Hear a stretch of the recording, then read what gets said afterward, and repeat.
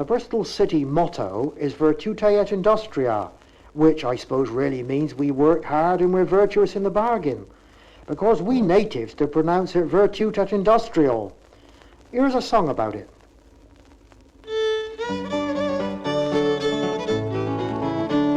Oh, we be Bristol kiddies, we comes from Bristol city, where all the blokes is handsome and all the birds is pretty. We're proud of our own town, it never gets we down, and we got a little motto what we sings up Emister down. Oh, Virtute Et Industrial, 3 cheers for Novers Hill. If the city don't win Saturday, perhaps the Rovers will. Virtute Et Industrial, shout it to the neighbour. Virtute Et Industrial, in city down to labour. Now we be living well, bad times is in the distance. We lives it up like hell on national assistance. It ain't if we do shirk to do a bit of work, but if they could live without it, well, who'd be such a burk? Oh, Virtute Et Industrial, we be such sober people. Bristol's like a girt big church with a 1,000-foot glass steeple. Virtute Et Industrial, no drunks is ever seen. Virtute Et Industrial, well, these knows what I mean. Let progress be our watchword, hooray for all the planners. They keeps the traffic going and never minds the tanners. From Lulsgate, Dicastair to Paris now be air, but the buses down Old Market's enough to make ye swear. Oh, Virtute Et Industrial, Cardiff's now much nearer. They'm gonna print the Evening Post in Welsh to make things queerer. Virtute Et Industrial, sing nos teriyaki da. Virtute Et Industrial, what's think of me, oh ah. With one-way streets and flyovers, who knows which way we're facing? As they've seen our brand new bridge down in Cumberland Basin, the cars goes by like thunder, up and round and under. Where they goes no bugger knows, and 'tain't no bleeding wonder. Virtute Et Industrial, our town'll last forever. If we can't build the Concorde, we'll buy it on the Never. Virtute Et Industrial, who got 10 million quid? Virtute Et Industrial, well, dirty fist and kid. The best of Bristol luck to the mayor and corporation. He just come back from France, a credit to the nation. How mining keep it dark, but they reckon the old town clerk brought back them follies burgeries in exchange for Ashton Park. Oh, Virtute Et Industrial, up the downs on Sundays. We spent the rent on Saturdays, down Nelson Street on Mondays. Virtute Et Industrial, may Bristol never fail. Virtute Et Industrial, till we maul out Parnas Vale.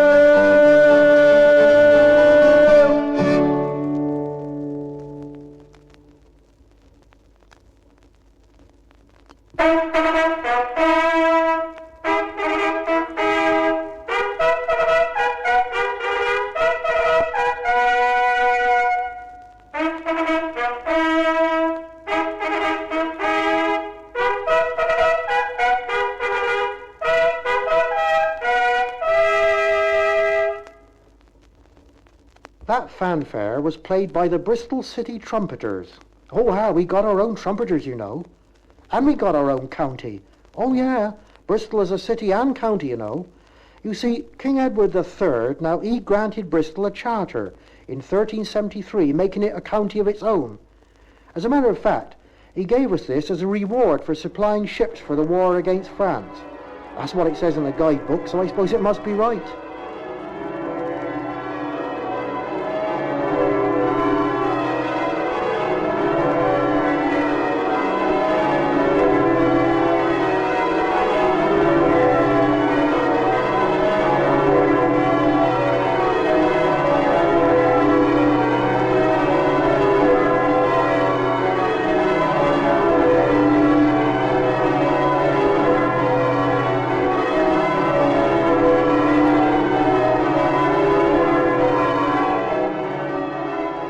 Aren't them bells lovely? The bells of St Mary Redcliffe Church, they are. 'Tis a beautiful church, I reckon. Not only me reckon either. The first Queen Elizabeth, you know, good Queen Bess. She liked the place too. She said it was the fairest, goodliest and most famous parish church in England. That's what she said. Let's see what the guidebook says. Dates from 1290. The boy poet Chatterton was born in a house which is still standing directly opposite. Samuel Coleridge and Robert Southey were both married here. Here, this bit's interesting. It says, the church was rebuilt by William Canning the Elder in the 14th century. William Canning the Younger, one of the richest merchants in Bristol, twice Member of Parliament and Mayor of Bristol 5 times, gave up all his worldly possessions in 1467 to be a priest, and he sang his first Mass in St Mary Redcliffe Church. This event, it says here, is commemorated every Whit Sunday by the Rush Sunday service, when they strew the floor of the chancel with rushes in medieval fashion, and the Lord Mayor and Corporation attend the service in full civic dress.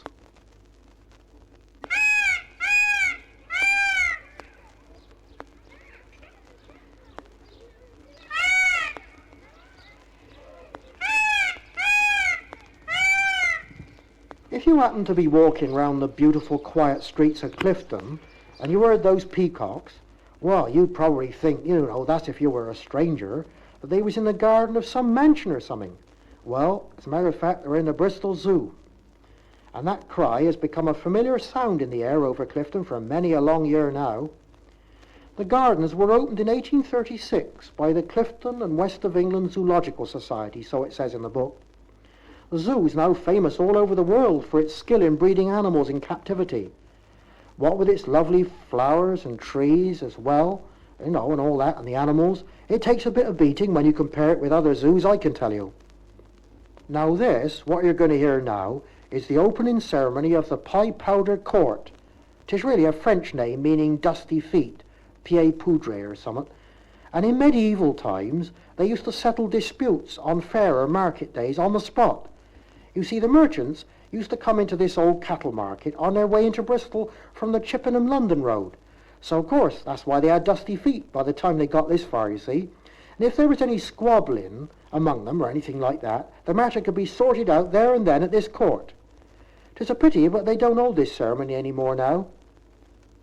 All manners of persons who have anything to do at this court of the Poudre held and kept here this day in the old market, draw near and give your attention. London have got its Big Ben, but we got our Great George in Bristol.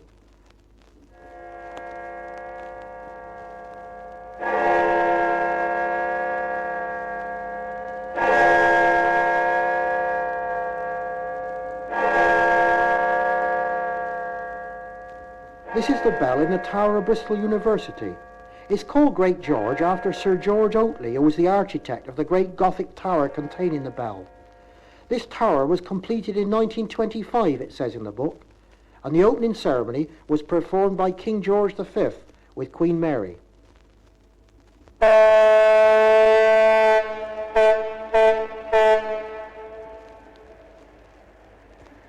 That's the sound of a ship on the River Avon as it passes under the Clifton Suspension Bridge.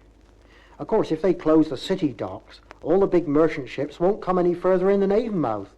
So that sound is something you may not hear much longer when you're standing on the suspension bridge. We Bristolians, of course, take this suspension bridge more or less for granted, but strangers come from miles to walk over the bridge or gaze up at it from the road along the gorge 245 feet below. Of course, I expect you know the bridge was designed by Brunel. It's 728 feet long and was completed in 1864, it says in the guidebook. That was after poor old Brunel had died, of course. The iron chains that the bridge is suspended from were originally used in the Hungerford suspension bridge over the Thames at Charing Cross in London. This bridge was demolished in 1861 and the chains were brought here for the Clifton suspension bridge. Over the front porch of Christ Church in Broad Street, in the very heart of Bristol, you'll see the quarterjacks. They're two mechanical men put there in the 18th century, and every quarter of an hour they strike the bells over the clock.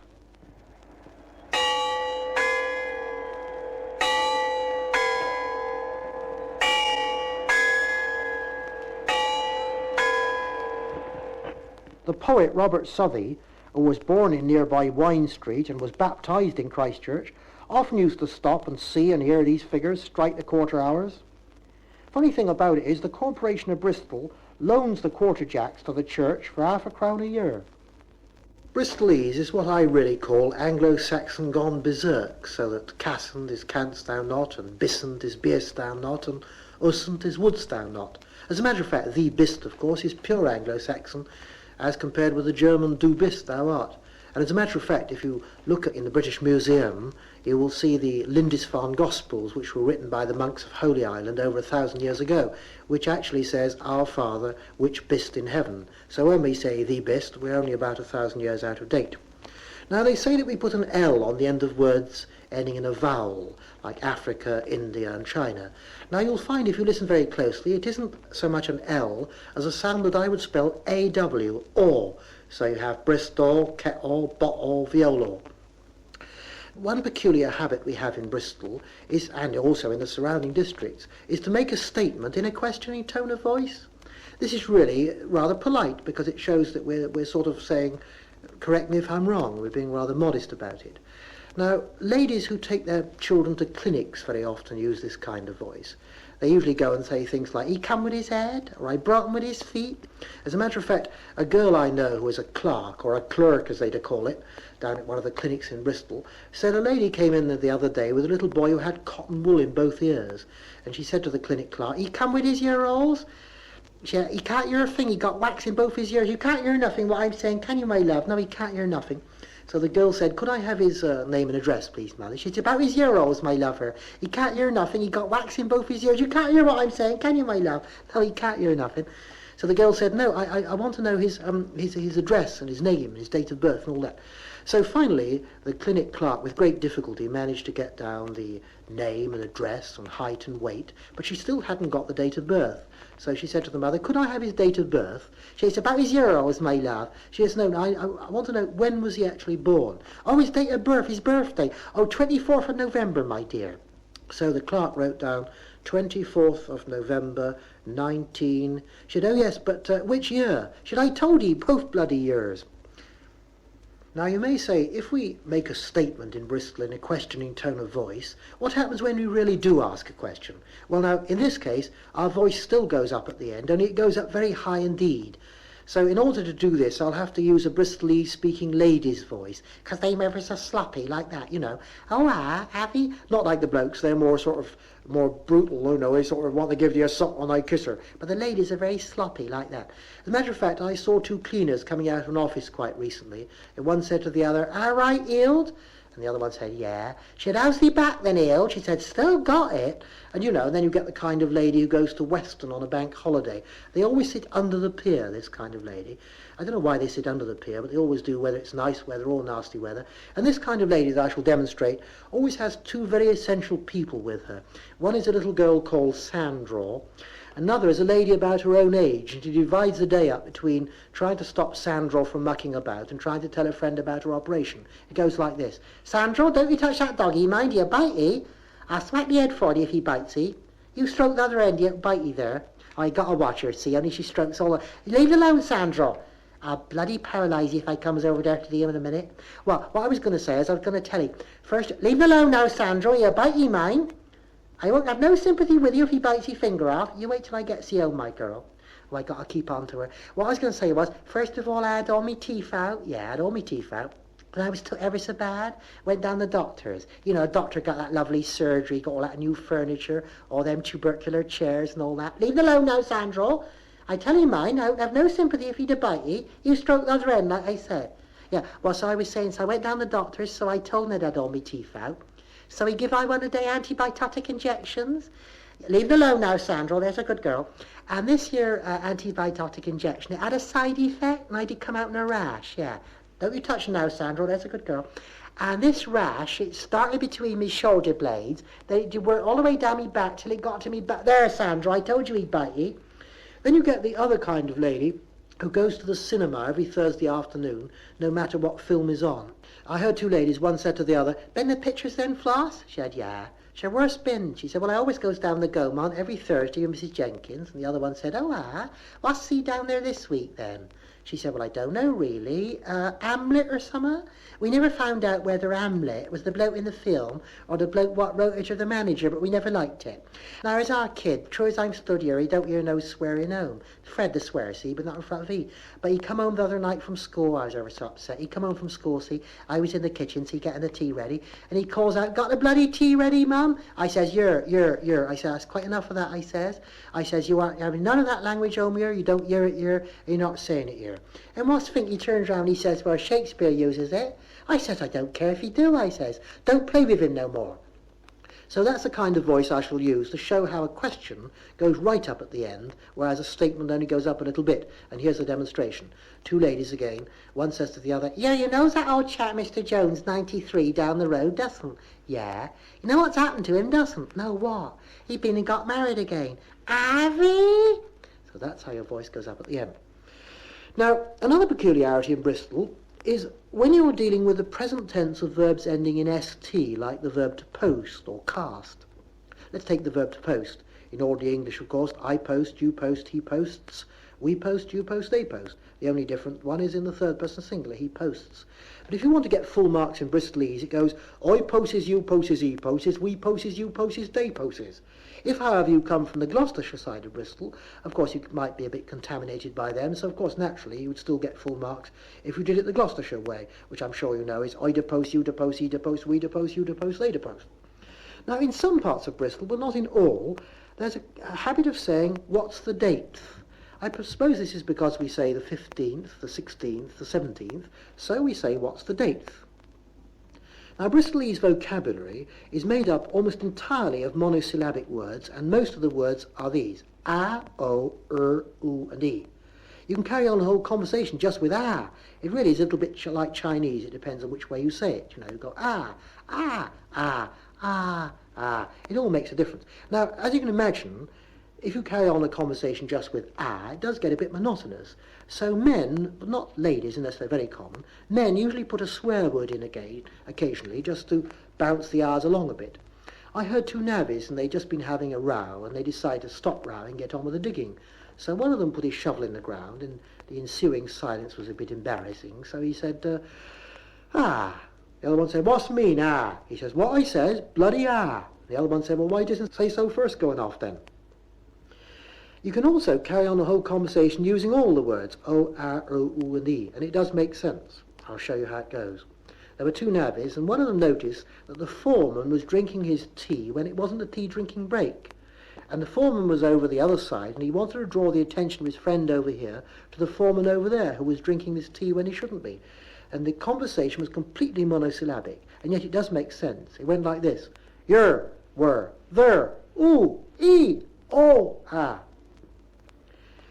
I'd like to tell you a little story which is absolutely true about a little girl in a primary school in Bristol.